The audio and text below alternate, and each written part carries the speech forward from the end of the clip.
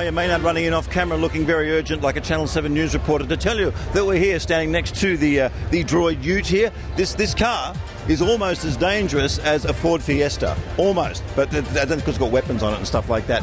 Yes, I'm reporting here for the Skeptic Zone because this has got everything happening at Armageddon. We've got people running here, there, in costumes. Some of the actors are real. Some of the actors are people who think they're real. We'll be talking to them with Richard Saunders, wandering around and having ourselves what will be referred to as a real sci-fi of a time, which is illegal in 3 states of this very country.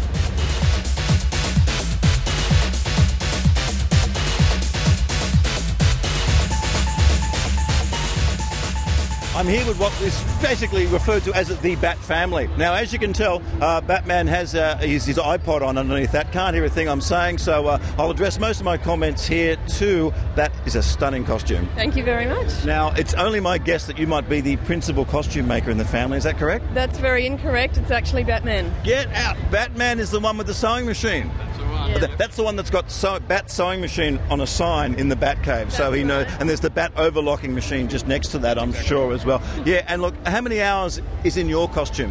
How many hours in your costume, Batman? There's about easy 50. And what's it made of? Is it mainly... Oh, so it's just like any Hellfire fetish costume, basically. Yep, that's exactly right. Wow. And tell us what we've got. I know we've got Robin here, the classic cartoon Robin. And what have we got here? That's Poison Ivy. She's a baddie. Robin, how are you enjoying your costume? Good, but this morning was kind of hurting. Yeah? You've got to take pain to be a superhero. Yeah. It's not always the most comfortable thing, is it? Yeah. No. And you're standing like a supermodel there. You're loving your outfit. Yeah, but it's a bit uncomfortable, but yeah, it's getting used to it. Yeah, you know, if you've got to suffer for your cosplay and for your art and for your fashion, haven't you? Yeah. Definitely. Well, look, and how long's the hair going to be like that for? Probably until we get into the car. Oh, okay. Yep. Well,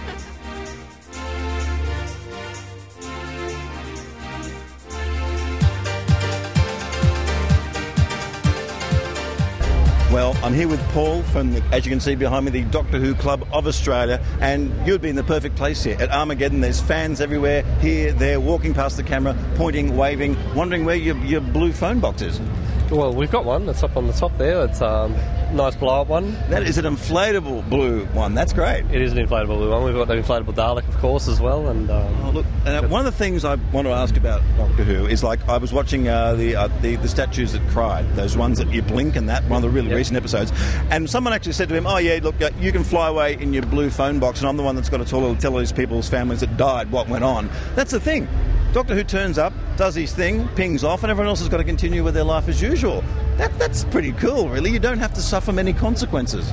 Well, I think it's great. You know, he goes in there and does what he has to do and goes away. There's no goodbyes. There's no hellos. It's just, you know, I think, look, come on, everyone would love to do it, wouldn't they? Yeah, and when he's had enough, he just changes the way he looks. That's right. I mean, it's almost the ultimate fantasy, isn't it? If you get into too much trouble, it's just totally new appearance, totally new look. I'm sorry, that wasn't me. That was just someone who didn't look like me. Yeah, exactly. Like, you know, you can get away with murder, couldn't you? Now, everybody has their favourite Doctor. Of course, I've got a bit of a fondness for Tom Baker because of the scarf and the sort of surreal way he used to play it. But what's your favourite Doctor?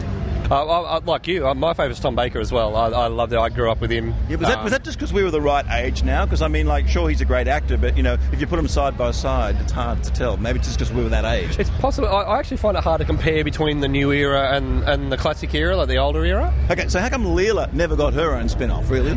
Maybe it was a bit early. I'm not sure. I mean, the first spin-off they tried was about 1980 with K9. They figured the robot dog would be good for kids, but never quite worked out. One last question. If you could go anywhere in your own blue TARDIS box, what time and where? Oh, gee, that's a tough one. To be honest, I'd like to go in the future somewhere and just sort of see what it's like, you know, like... Wow. So, yeah. All the way to 2015. Let's go now.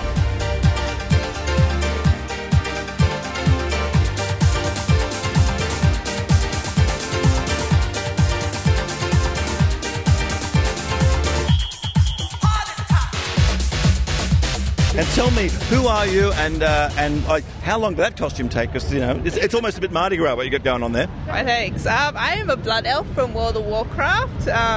this costume took me a couple of days to make, non-stop pretty much. Wow. So, yeah. And it's like, so you spend a lot of time at Spotlight or something, or is it mainly reverse garbage kind of thing? No, I bought most of this stuff from Spotlight, bits and pieces just I find randomly around as well, so yeah.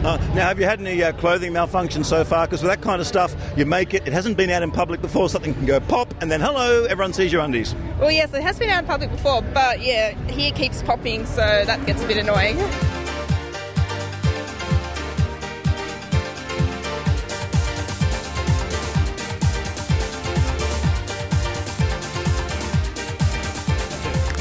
You can tell he's been to a few jazz clubs in his time. Now, this jazz hipster I'm talking to has somehow found himself at this Armageddon convention. Please explain, Christopher Harlow, to people where we've seen you before, man.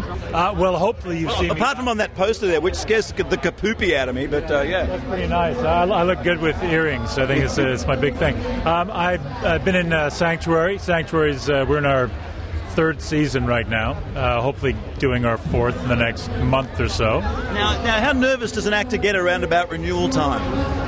Extremely nervous. But I think it's the producers that are more nervous right now because they're the ones doing the dog and pony show in order to get the money to make it happen. But then they've also been Stargate Atlantis. Now, what do you think about the science behind Stargate? Because, I mean, you've got Egyptology, you've got the Atlantis stuff in there. I mean, what's that all about? I mean, how do you feel about that when you've got to go out there and do the long line delivery about the science aspect of what you're doing sometimes? Well, the great thing is that all that stuff is already written for you. All you have to do is make it work. And, for Todd, the character that I played most of the time, he's got a completely different science going on. You know, it's the Wraith science. But the great thing is that he's using Earth science, he's using Atlantean science.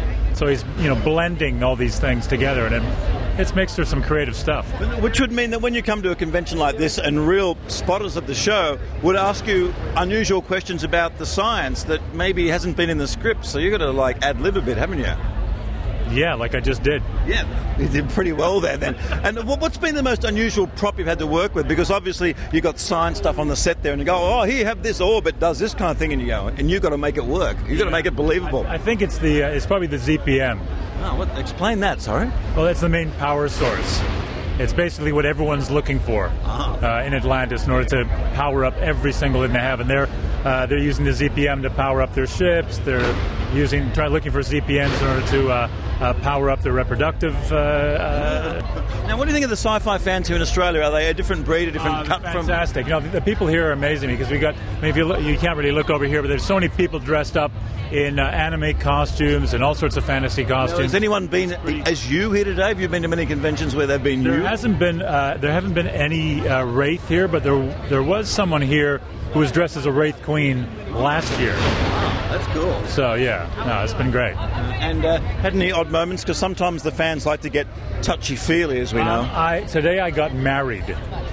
And that's always a bit awkward at the best of times. Yeah, even if people if they're prepared for it, it can still go wrong. Yeah, it's a big commitment. Yeah. So I was married today. Ah, okay. Yeah. Well, you'll be leaving the country fairly quickly in the morning, I believe. Well, actually, I'm heading off to Utah because that makes two now. It's okay. Yeah. Well, Christopher, thanks for chatting to us for a while there, and more power to you, glowing orbs and more. Thank you.